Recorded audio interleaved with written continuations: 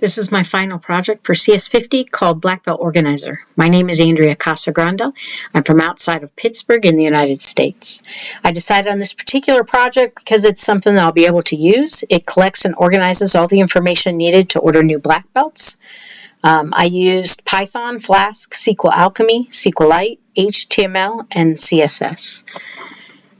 So here's the opening page for the website. So a user will have to put in their email address and a password. If they've forgotten their password, they can click here, and this will send to their email a random password that they can use to log in and then change their password. If I go in as an instructor,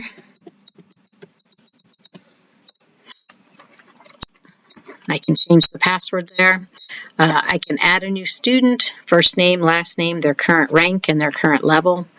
I can edit or remove that student, and then I can make or edit a belt order. So the top of this page is a list of all my students, so I can add them to my belt list if they're going to get a new belt.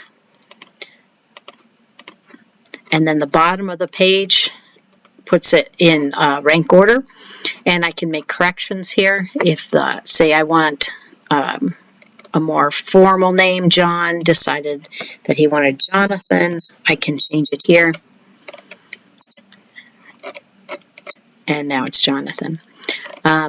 Notice the red cells, that flags to me that I haven't put in a new belt size. So I have to be able to do that.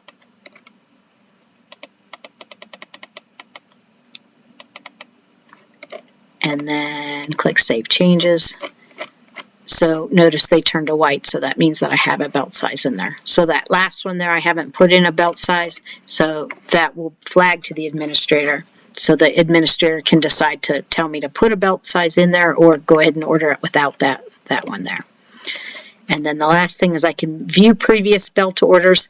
If I take a look at a belt order, this is a belt order that I did earlier, and it shows me the degrees and the names of all the belts that I ordered.